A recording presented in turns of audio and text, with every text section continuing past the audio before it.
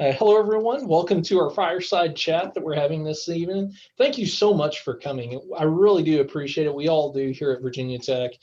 First and foremost, I'd like to welcome everyone in our audience who's here from Virginia Tech itself. I see some of my students in the audience, Virginia Community Colleges, Prince William County Public Schools, and anyone else in the audience who I might have missed. Thank you so much for joining us. We hope this is really beneficial for you and you find it value added to be here. We're really excited to host you. This chat is hosted by the Department of Business Information Technology within the Pamplin College of Business here at Virginia Tech. It's also hosted by the BIT Cyber Program in Northern Virginia and the Metro DC area. And it's also hosted by the Integrated Security Education and Research Center, or the ICERT. I would like to thank Dr. Svetlana Filatra for hosting this, and Justin Monday for helping to set this up. Their work has been instrumental in getting this together. Thank you very much. I'm Joe Simpson, and I'll be hosting this chat. We'll be exploring the careers of our esteemed panelists for this chat and leverage their expertise to getting into potential career paths within the cybersecurity industry and what skills employers really look for and value. We'll end the discussion by highlighting the programs here at Virginia Tech that you can look into. We will host this for 45 minutes of panel discussion, followed by opening the floor up based on the amount of time that we have for questions from the audience to our panelists. We will have a few housekeeping items here. Please keep your microphones off. If you have a question, type it into chat, and when we open it up for questions at the end, we will answer them then. And then overall, just be friendly and enjoy. So with that said, I'll open this free for all for our panelists. Any one of our panelists, please dive in at any time. And if you have a response, just jump right in. With that said, I'll ask the first question to get this started. Would you introduce yourselves and describe your personal journey that you had into cybersecurity and its career, the career that you've had from Virginia Tech into your career?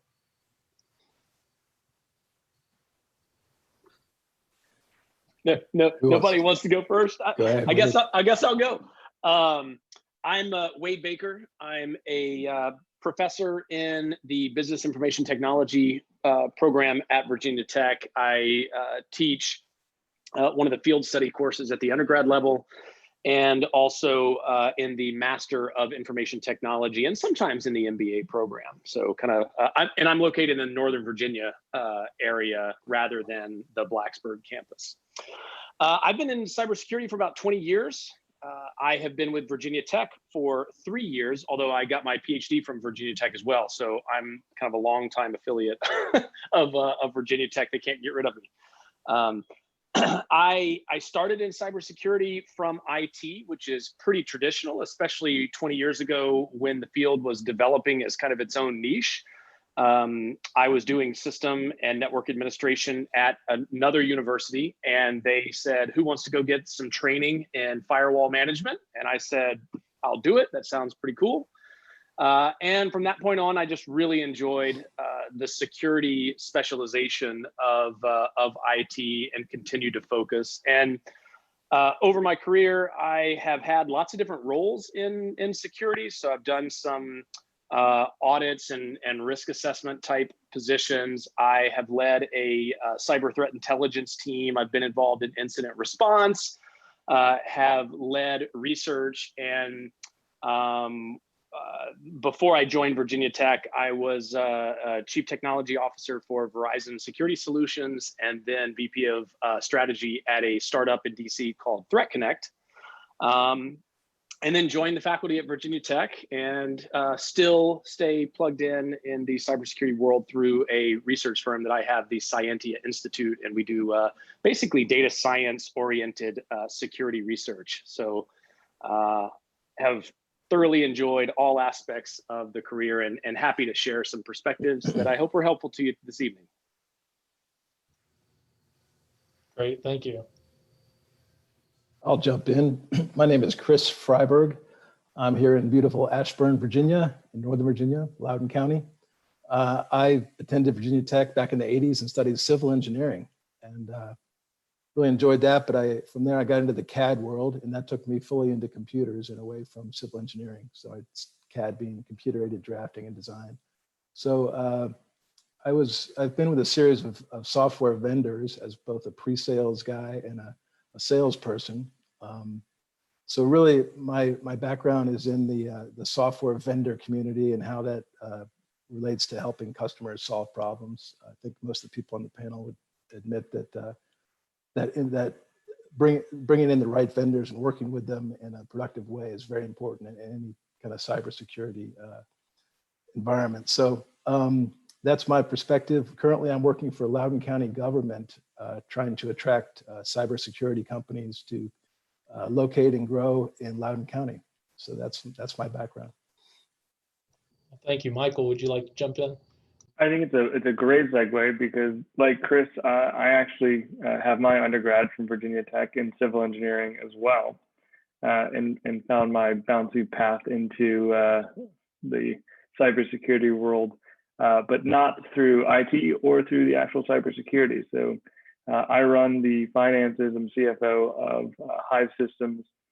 My co-founder Alex is on with us today as well, and we'll talk about some of that side. But hopefully I can field some of your questions that are less technical and how you can enter the world of cybersecurity without going through the computer or IT world, as I found myself. That's great. Alex, now you have a really non-traditional pathway into cybersecurity, and it's fantastic. I was so enthusiastic to hear from you on that. Would you like to explain that? Yeah, so I entered Virginia Tech as an undergrad studying aerospace engineering. I am a third generation Hokie, so I didn't have a lot of choice when it came to going to any colleges or universities. And I was thrilled to wind up down in Blacksburg, and I studied aerospace engineering for 3.5 years. And I realized one morning when I woke up that I had this dream that maybe I was playing with rocket ships or models of planes in my office. And then it really came to fruition. It was a lot of math and equations. And I really was not having the best time doing that. At the time, I was working for a small company you may know called Lego, who makes building blocks. And I realized I really enjoyed that aspect of the world and really in engaging and interacting with people. And I actually moved over to business, specifically hospitality and tourism management. And at the time when I graduated, it was kind of in the depths of the recession, shortly there near 08 and 09. And I was able to graduate with a job and get out in the industry. I worked within the retail and hospitality industry for about 2 years after school. And I eventually found my way to a startup who was run by the head of or former head of US CERT, which is the United States Computer Emergency Readiness Team. It's a global, or a United States Department agency that focuses on protecting US interests here and abroad. And I ended up getting a crash course in cybersecurity, and I realized it was a field that combined both my nerd knowledge, so my love of computers and equations and analytical thinking that I gained from aerospace engineering, and also matched up against my business experience and expertise, trying to find issues and opportunities for efficiencies and fixing problems and reducing redundancies and all those good colloquialisms that we learned at Pamplin. And that ends up being a perfect matchup between the two. And since then, I've worked across a number of federal agencies and state and local groups in the private sector, from healthcare to financial, out to Silicon Valley and everywhere in between. And much like Wade, I've kind of bounced around between different roles and jobs that exist in the industry. And there are a lot of jobs and roles that exist in the industry, and we'll talk about some of those tonight. Thank you all for sharing that with us. If there's nothing else to add to it, I'll move on to the next question, which is, what career pathways are there into the field of cybersecurity? Great segue for me there, Alex. Just threw me a ball up to just hit it up to the next bat. But and also, so career pathways and the job outlook in terms of the DC area and Virginia, broadly speaking.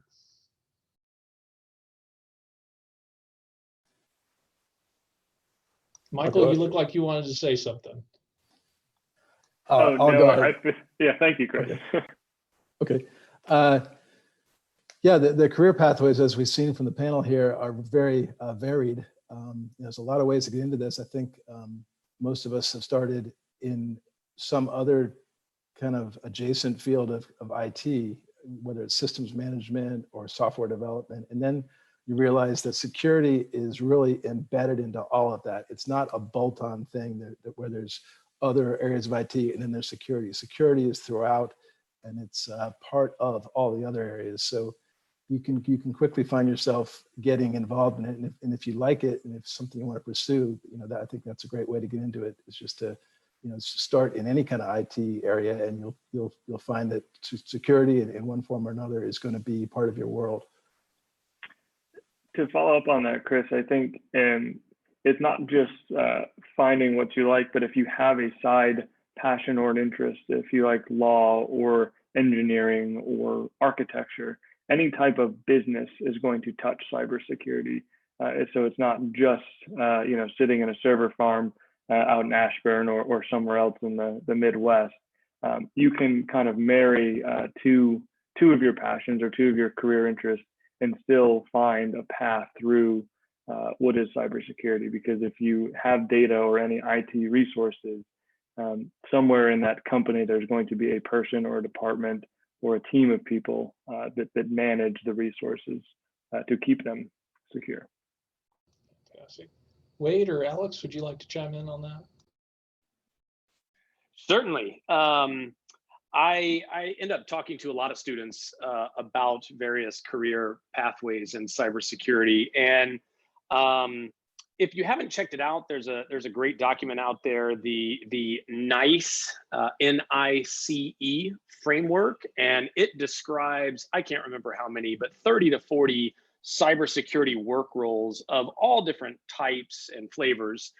And it also has the knowledge, skills, and abilities that are associated with those work roles. So I would say check that out and just read it, see what interests you, and follow that. Now, stepping aside from that, I kind of look at it in two dimensions.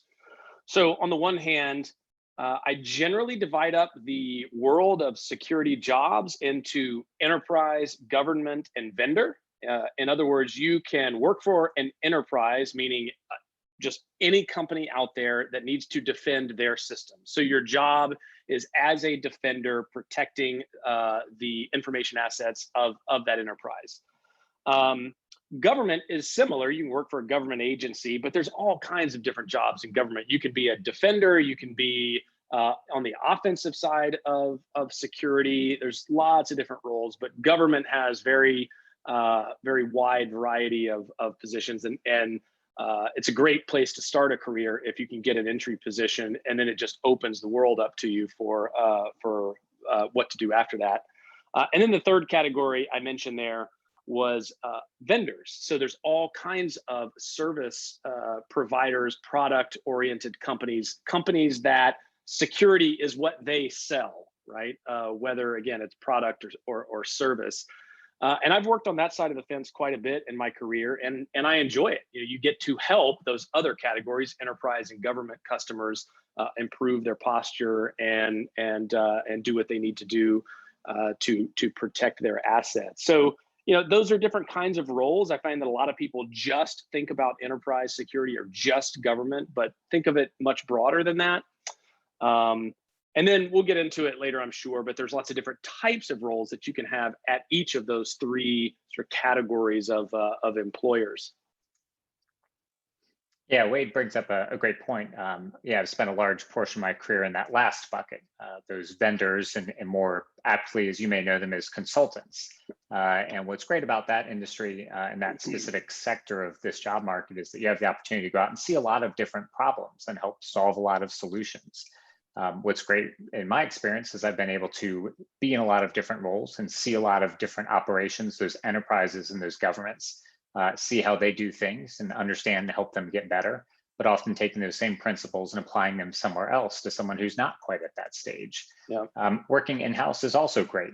You have the opportunity to fix problems and grow with a business. And as they expand operations, maybe staying here in the country or internationally, there's lots of new opportunities, new technologies and things to get better at.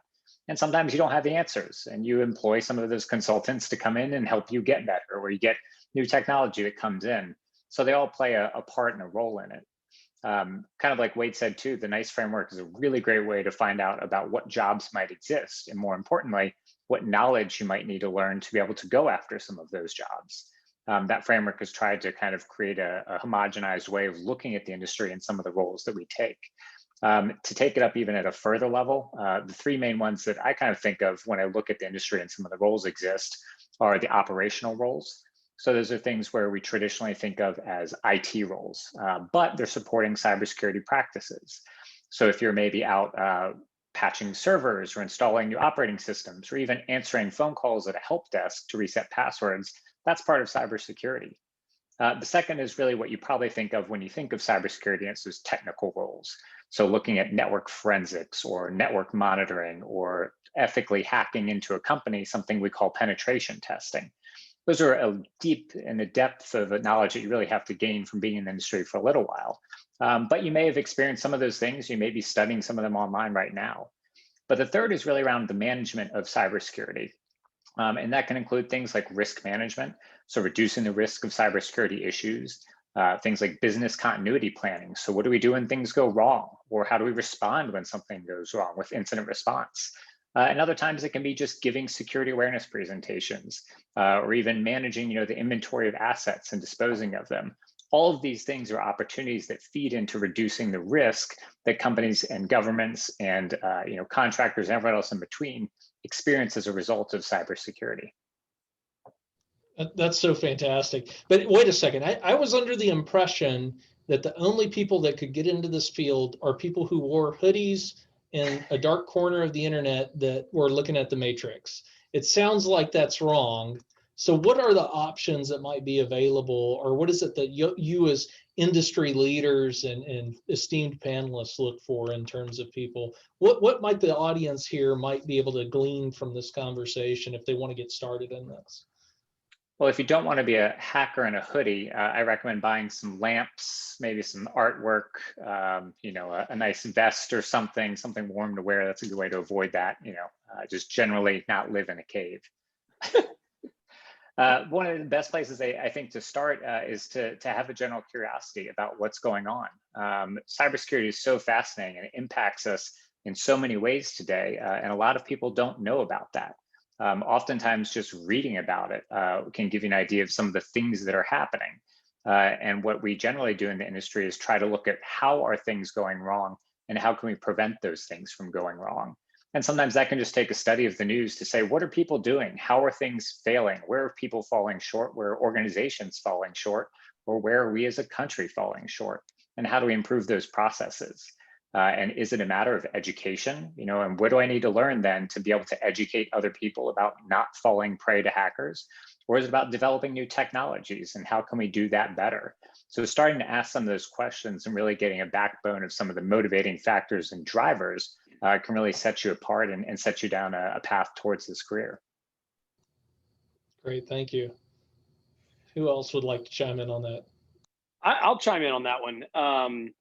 As I mentioned when I gave my background, I had a technical start in security. I went from network and system management to network security management. But after 2 or 3 years of that, the business and analytical aspects of cybersecurity started to fascinate me. So I read a paper actually that had a profound effect on the way I thought about security. Before in the early days, I thought my job is just lock down systems and prevent bad things from happening, right? That's what I thought of security. But this paper was titled "How Much Is Enough?" And I can't remember the subtitle, but it was someone's dissertation, and they were basically asking the question, how do we know how much to invest in security to the point when it's, quote, enough, right? And that's a business question, and ultimately it's a risk question. And that got me fascinated for the last 15 years on this notion of how do we answer that question? What kind of data do we need to answer the question? How do we know what kind of risk exposure, cyber risk exposure in particular, we have now? How do we quantify that? How do we make decisions based on that so that we can deploy limited resources, right? Nobody has unlimited resources to provide as much security as you can possibly get. So it's a balance, and security is ultimately risk management, which does put it squarely, I don't want to say non-technical, because there are technical aspects of that. But a winning security program will not be the program that can just configure firewalls and patch all their systems. There's a whole lot more to it than that. And I've studied thousands and thousands and thousands of breaches over my career, and very, very few of them have only a technical root cause. It is almost always a operational process, people, and organizational root cause. That's so great, and I hate to intervene here with my own experience, but I spent several years walking up to people, talking to them, inserting a USB into the back of their monitor while they're chatting away, walking with a clipboard, trying to get past access controls. So to that point exactly, that there's a people problem here, and if you know those people problems, there's certainly non-technical aspects of this as well, but there's a critical role of business, but also government. So with that said, Chris, I'm gonna ask you a question on the spot here. What do regional governments do to attract cyber companies that you had mentioned previously, and what do local governments do to grow and attract and retain young talent? Well, the first one, I'd say it's kind of a knife fight out there between the local governments. We're all trying to grow our economies, and it's kind of a fun co-opetition we have with our neighbors. We up here in Loudoun County, we've got certainly the data center capital of the world. So we're trying to kind of fill out that infrastructure and bring in software companies who support the cloud computing that's exploding right now. Excuse me. I'm sorry. What was the second part of your question, Joe? I'm sorry, I threw a lot at you, but the second part of that is, what do companies do, and as well as local governments, to grow, attract, and retain young talent? Well, that's an important question, because a trained workforce is really what companies are looking for. If they were going to move, let's say, from California to the East Coast, to relocate their company, or even open up a federal sales office in the Northern Virginia area, they're going to want to make sure that they're able to hire good people. And that includes, certainly a lot of young people. They want folks with the young ideas, young talent coming out of school, coming out of, trade programs, et cetera. So it's an important part of what we advertise at Loudoun County is that, we do have a trained, ready workforce. Up here, there's a lot of folks who know the IT business. But the people, process, technology, it goes in that order. It starts with people, and it starts with good people who have a passion for this industry and who can communicate that to their clients, their coworkers, et cetera. So the technology, it can only be implemented by good people. So great, that's awesome. Michael, would you like to dive in on this? Yeah, I'll jump in and kind of patch, to use a bad pun, between Wade and Chris here on something that they both said, in that there are clearly the technical roles that we've discussed on, of which I can speak nothing about. So please don't direct any questions to me unless you'd like to hear something made up on the spot. But when we're looking to hire and we're looking to partner with different firms for bigger projects, it comes down to people. Chris, as you said first. It's the ability to communicate clearly, understand a client or an industry problem, and convey it in a way that is approachable and actionable, not just go hitting a keyboard and fixing ones and zeros and make everything okay. Because the technology side, the IT support, is really secondary to the personnel who operate those systems. And so you do have a management and a person-to-person interaction that you kind of have to balance as well. Oh, that's y'all keep throwing them up here. I was just about to ask. So what are these companies looking for, or government, in terms of skills, qualifications, or personal attributes that you should have in order to be successful in finding a job and being successful in your career? I think there's a number of ways to start and get into the industry and ultimately, make your resume stand out at the top of the pile. The first is some sort of experience. So obviously the cybersecurity workforce today has a huge deficit. And by 2021, it's projected to be, I think it's 3.5 million worker shortage.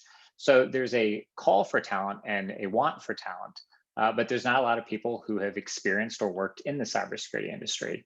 So even having an opportunity to go out and work for a summer as an internship, maybe at a consulting firm, and understanding what are some different types of audits if you're maybe not a specific technical person, or having worked in an IT shop, maybe configuring some firewalls, or even racking and stacking servers, can all be useful information that plays into the larger picture of cybersecurity.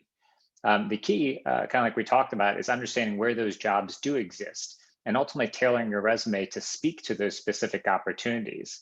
As someone who might be reviewing those resumes or creating job postings, we're looking for those specific experiences to match up to ultimately what we want you to be able to do for us and the opportunities that we want you to bring.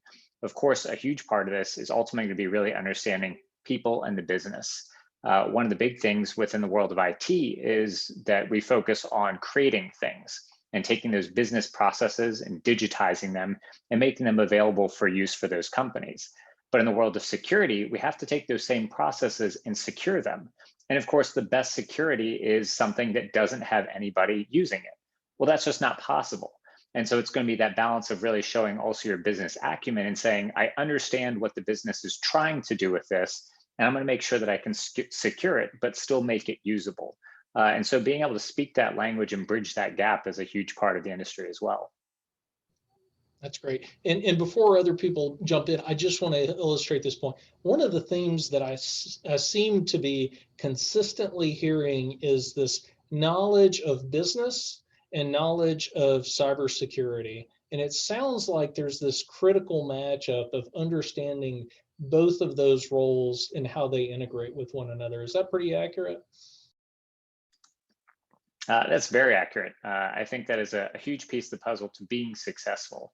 Cybersecurity isn't some niche part of IT anymore. It's not something that gets bolted on or stands alone, but it's very much coupled into IT.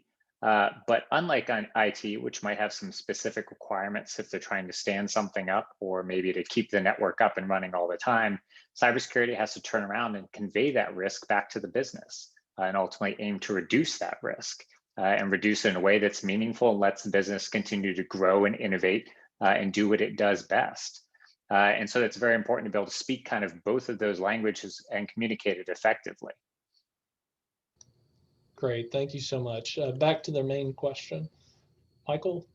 Yeah, I was just going to kind of take off Alex there and communicating it back to the company, and from the CFO's role, that translates to dollars and cents. What is the exposure to a company?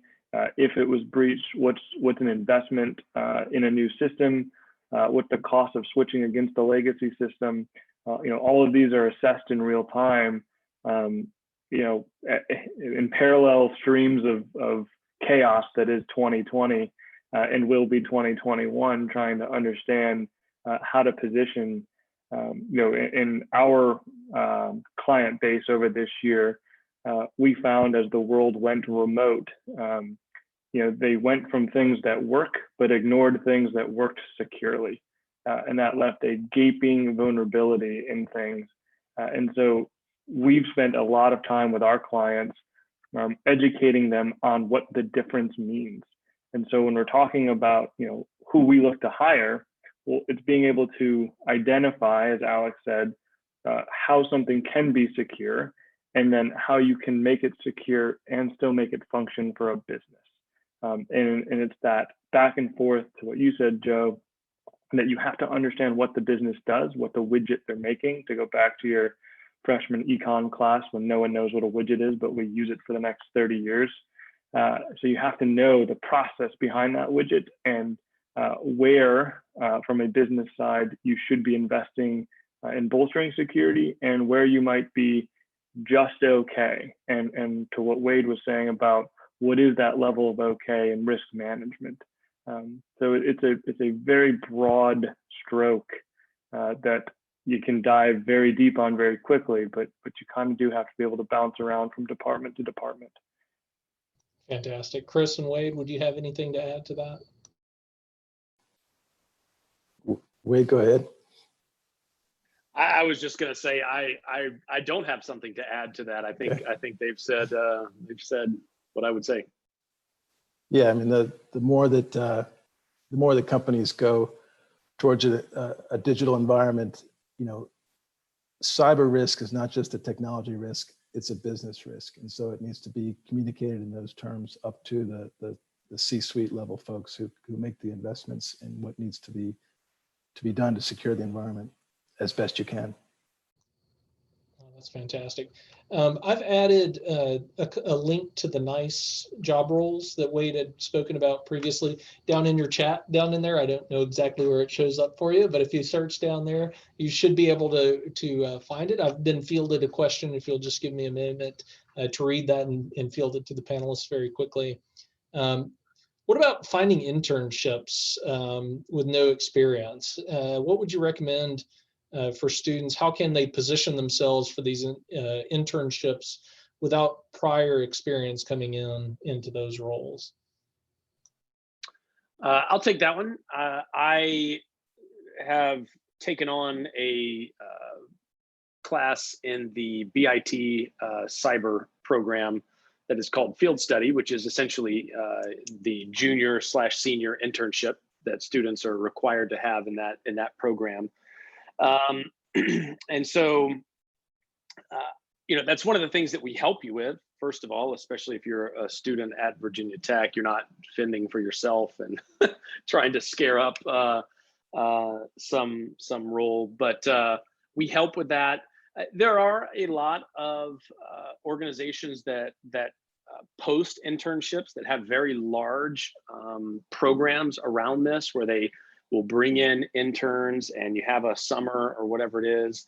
And then we've had a lot of students that have signed a contract already this fall because of their summer internship, and they're not graduating till the next year. So that's actually pretty common, and there's a lot of good internship programs is my point there.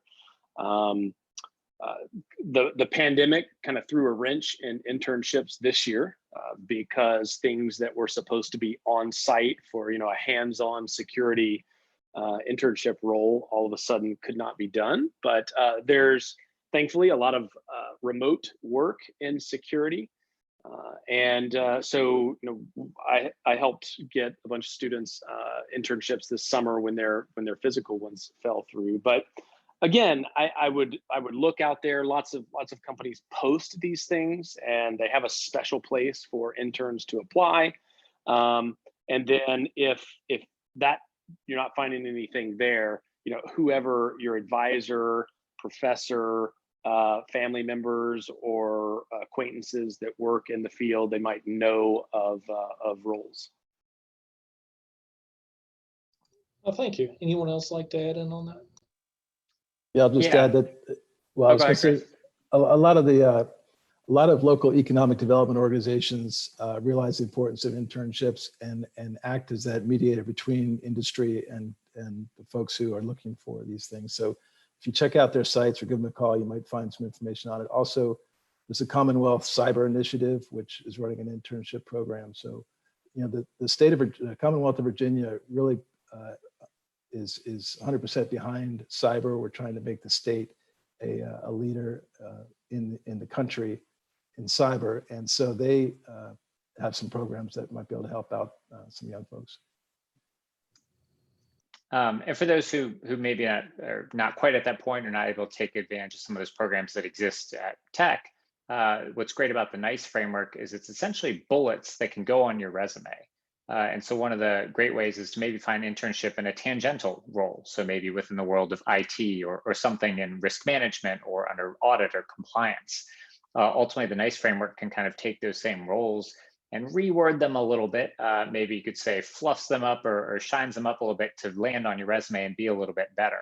And so those same things map back often to job applications, because now employers are leveraging that same framework to post their job roles and things on their websites. So you can start to kind of find matches through that same way. So, even though you might be working again tangential to the industry, like many of us did, you can oftentimes find some bullets in that same framework that can better make your resume fit into some of those roles that might exist. That's great. So it sounds like you might be able to use the NICE framework and some of these opportunities to game, if you will, for lack of a better terminology, the applicant tracking systems that utilize terminology. But what about this student who's potentially coming in as a junior, who's got a associate's in business administration and has not yet taken any technical courses? Any thoughts or ideas on that?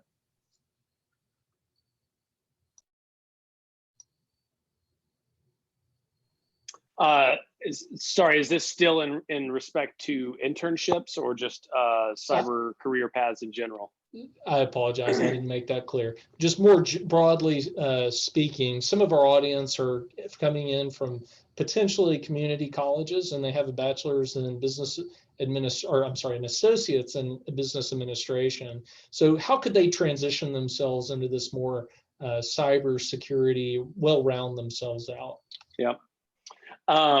So I think those business classes, again, will be useful, especially you can position them as strengths, depending on what kind of security career you're looking for, kind of going back to those NICE work roles or the operational, analytical, technical, managerial, wherever you fall in that. Padding out your background with appropriate level of supplemental courses. So the standard security technology type courses where you learn the basics of cybersecurity, where you might get some experience configuring systems, any of those. And I know at least in Virginia Tech, there are courses in computer science, there's courses in the business school, there are courses elsewhere as well. You might take some policy courses. There's courses in analysis and data analysis. I mean, there's a huge aspect of data analysis in cybersecurity. So, I would think, what kind of role do you want, and really start planning out those courses, and beyond courses, maybe there's things you could do at home. I always encourage students to play around with technologies and other tools that they're interested in. There's tons of kind of free for personal use type security tools where you can put those on the resume and say, hey, look, I ran Splunk on my home network and this is what I did. And you can tell a story during an interview, and they might say, oh, that sounds, we use Splunk to monitor our network traffic, so you'll fit right in. So anytime you can pick up those kinds of things, I think it's great. Yeah, Wade brings up a good point that a lot of cybersecurity resumes are similar to IT, where IT might come in and say, what framework or what languages do you know, right? What products do you have experiences with? In cybersecurity, we do something similar, where we look at what tools you've used before, or maybe what frameworks you've used.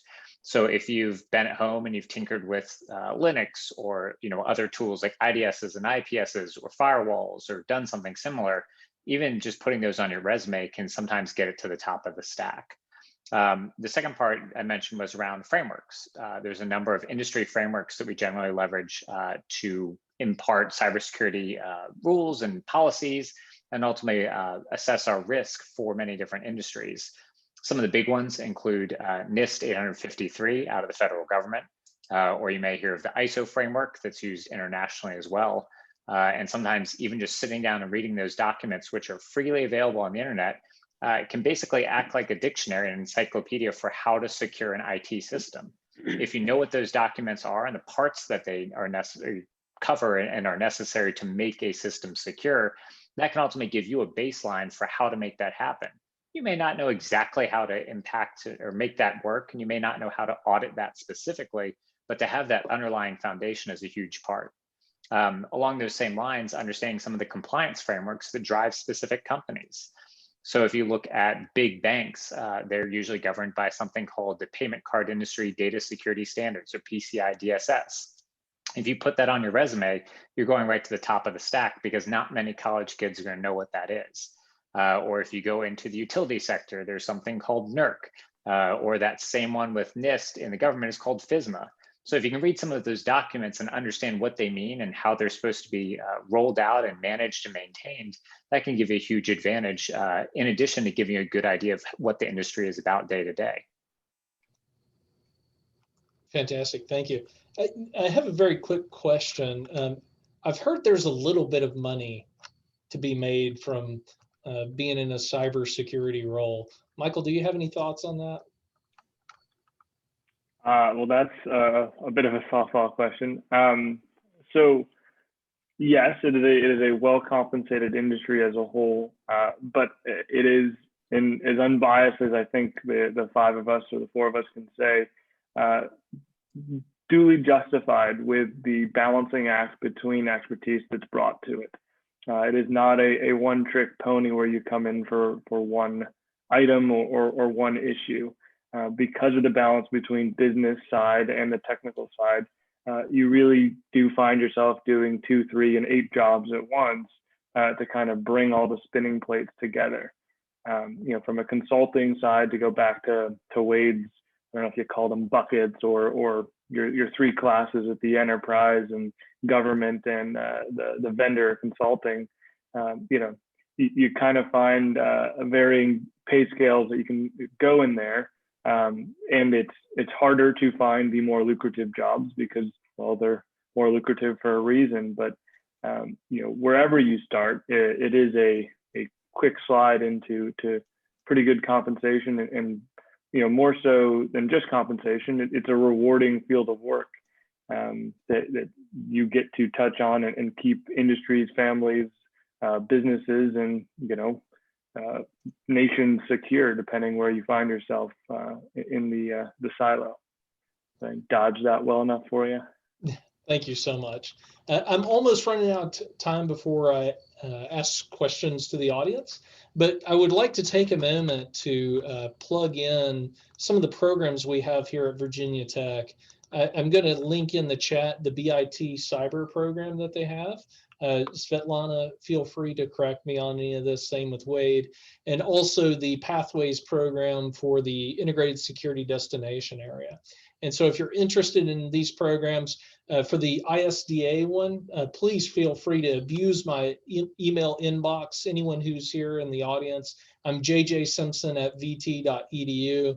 And for Svetlana, I don't know if you have a point of contact for the BIT cyber program. I'm happy to link. You're already all over it. Thank you so much. So feel free to reach out to us if you're interested in those programs that I've linked into the chat. But with that said, I would like to open the audience, open up questions to the audience for the rest of our time here, and see if there's any questions. If you don't feel comfortable answering or asking those questions with your microphone off, I don't know if that's enabled or not based on Zoom. I didn't check the authorizations, if you will, but feel free to type it in chat. It is enabled. I've been told it is enabled. And feel free to ask your questions in chat if you don't feel comfortable turning on your audio to ask them. While we're waiting for those to come in, I'm going to circle back to the question that Alex and Wade touched on about learning experience. I can tell you, again, remembering I came from not a technical background, I've learned more about cybersecurity watching Alex break our network and rebuild it, trying to fix something and make it more securely, and explain to me why it now makes more securely and what the difference is. And it all just comes, from hands-on experience of building it, breaking it apart, and rebuilding it a different way, whether it's in a virtual environment or in a follow along, actual hands-on Raspberry Pi, making your own mini network. It's just, the old adage, if you got to break it to understand it, it couldn't be more true. Thank you. We've got a question from the audience, and the question is, are there women in cybersecurity? And I would open that even more. How important is diversity in terms of cybersecurity as well? Yes, there are women in cybersecurity. Admittedly, it's become a recognized issue over the last several years, and there've been a few public instances where there's been a lot more momentum to try to bridge that gap. I mean, traditionally, There are a lot of white males in cybersecurity.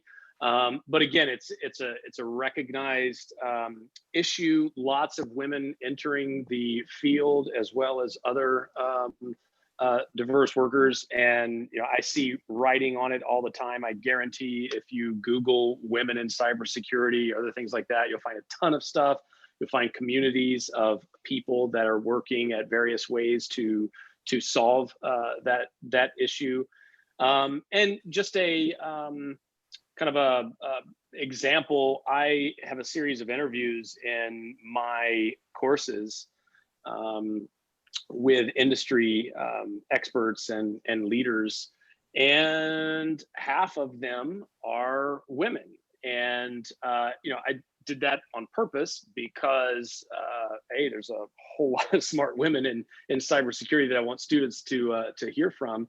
But also, I think it's important to show that they're out there. And I've had a lot of students say, thanks, I appreciate that. I hear from a lot of women now. I'm aware that it's not just a male field. And so thank you. And so, yeah, I think there might be that misconception. There has historically been some problems, but there's lots of momentum to rectify that. Great. I'm getting flooded with questions here. So I apologize to the audience if I can't get to all of your questions, or our panelists cannot. We get paid by the question, right, Joe? Is that how this? Like we were getting paid by the question. I thought what we negotiated, but not now. Keep them coming. I didn't think this many. I'm just kidding. So one of the questions is about certifications. Are there any certifications that can help get a job? There are a lot of certifications, and they cross all gamuts of cybersecurity. There are specific technical ones that deal with specific products. You can look at the whole suite from AWS, for example. But there's starting to be more security certifications that are popping up. One of the entry-level ones is called Security Plus, and it basically just shows that you have an entry-level knowledge of security. Odds are, if you study this at Tech, you're going to learn most of the items that are in that. Later on, there's additional ones that move into specific realms, like your CEH for your Certified Ethical Hacker. If you move into auditing and compliance, there's one called the Certified Information Security Auditor, or CISA. And one of the big ones that's generally recognized as kind of the top tier certification is CISSP, Certified Information Systems Security Practitioner. Wade, there you go, there's a book right there. Can't remember what it stands for, but you also have to have 5 years of experience in order to officially get that. So kind of similar to the PE, if you're familiar with the engineering world. But there are some entry-level ones that exist, and there's other ones you can get, and they could definitely boost your resume and show a general knowledge. Some employers rely on that as a baseline standard. Others still want to see actual working experience. So it can vary and your results may vary. Great, thank you so much. I have a question. Again, if you have a question that's not answered in this chat, send it to jjsimpson@vt.edu. I will make sure that it's answered sooner or later. So I apologize if we don't get to it here. A great question that I saw is, do you need a security clearance at entry level? You Short do answer. not? No. In certain government roles, you do. In most private sector roles, you do not. Okay, short and to the point. I like it. Someone asked However, about keep your activities clean, because you will eventually try and find yourself in a role where you'll need a clearance. And if you haven't, just keep it clean and keep a log of everywhere you've lived, every phone number, every roommate, because it'll just save you about a week of time trying to track it all down. Yeah, to speak to that, I've held 3 clearances. Each one, they require each address, someone who knew you at that address. It's a pain. Anyways. And you can't repeat people, and so you have to like play this game of chess of who can vouch for you at which address at which time, and like Matrix start your log now. Fantastic. Someone asked about payment card industry. How does a student get experience within the payment card industry, for example? Experience, obviously that's going to be, landing a job and working for a company who manages that.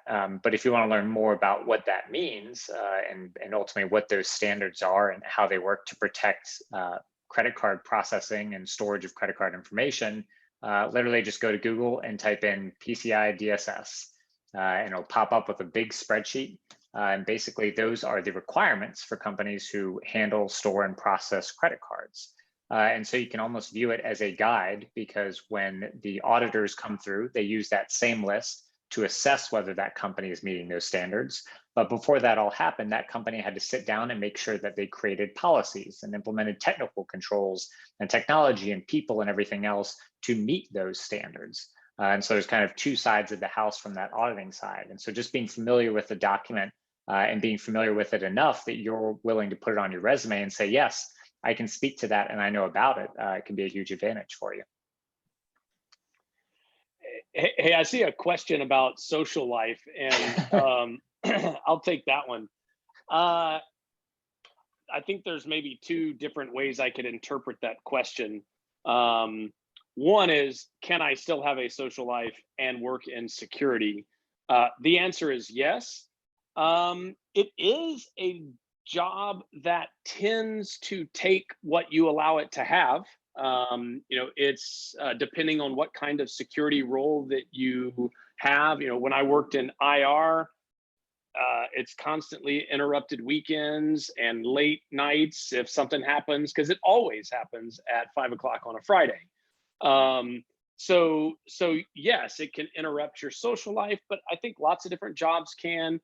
And for many it's kind of a hobby as well. Like I spend a lot of time doing various things that are related to security, just because I enjoy it. But yes, you can still have a social life. The other way I could interpret that question is about the security community itself, and is there a tight social network there? And again, I would say yes, absolutely. The security community, there's tons of conferences in a normal non-pandemic year. We still have tons of conferences, but they're all virtual. But it's a tight community, and you can absolutely find a tribe to fit in with. They'll welcome you in. They'll teach you the trade. You can get to know them, build a social network, and I have found that it's very easy to get to know people and do that, and that benefits your career as well. Great. There are two questions, Wade. If you would take over for just, I've got a wasp, like I've got to take care of. It's like attacking me right now. The fire isn't keeping it away? No.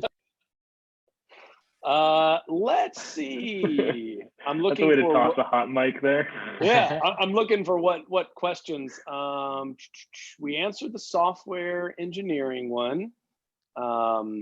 Is there a downside to getting an associate's degree from in IT from Nova before transferring? No, I don't think there's a downside to that at all. Now, I don't work in admissions and those other aspects, but from a are you prepared for the workforce perspective, absolutely not. That's what I plan to tell my kids to do, but for what that's worth. I'm in the Nova area, and I think it's a good pathway, and I don't see that you lose any ground at all on that path. No, and from the industry side, we wouldn't look down on that as being something that was lesser by any means. Ultimately, the goal in cybersecurity is to have the knowledge of the industry and to be prepared to come out. And so whatever path that took you through, even if you spent 3.5 years in aerospace engineering and your parents said, just finish that last semester, and you said, no, Dad, I'm transferring anyways, that's okay. That's part of the experience in finding out. Totally hypothetical. Totally hypothetical. It's happened to nobody that I've ever known.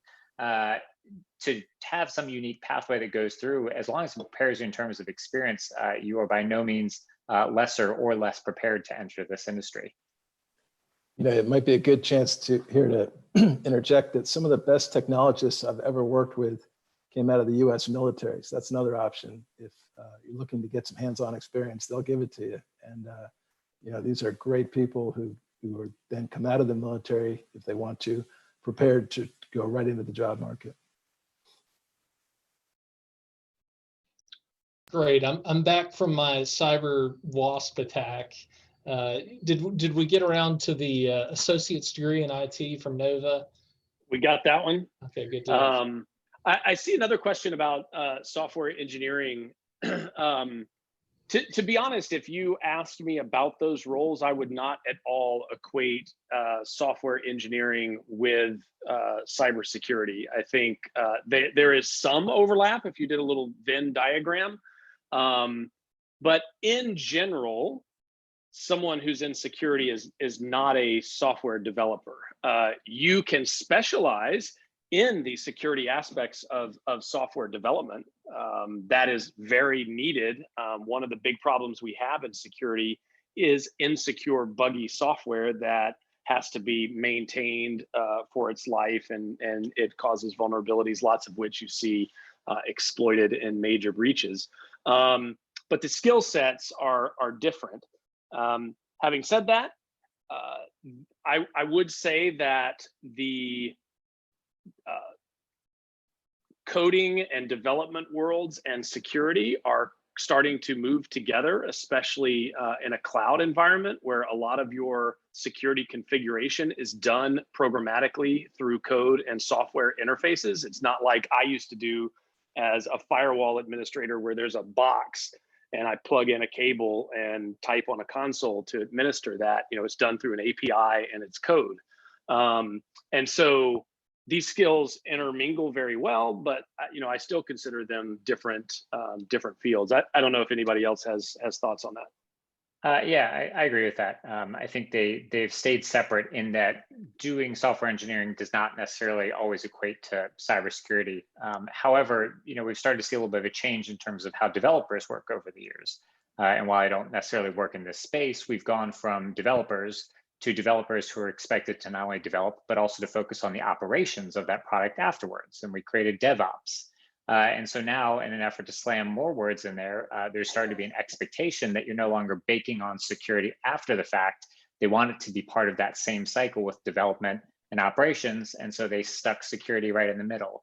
And so now we're starting to see DevSecOps people coming out in the world, and we're seeing it on resumes as well. So if it is something you do want to continue to pursue and to be in that space, having an understanding of security and putting on your resume as DevSecOps could give you a leg up. But I don't think it always translates back to security specifically, but for someone who's looking for secure coding practices and they know that you can do it, that may be an advantage in that industry. Great, thank you. We're almost out of time. I want to thank each of you as panelists for coming here and spending your late night on 7 p.m. and later out here with our guests and our audience here. Thank you for our audience who have tuned in here. If you have questions, again, please reach out to me. I don't know about our panelists with regard to questions, but I will try to make sure that your questions are answered. And I hope you've really enjoyed this experience. Y'all have a good evening, and I'll stick around for just a minute or two, and I'll try to get answers coordinated for you.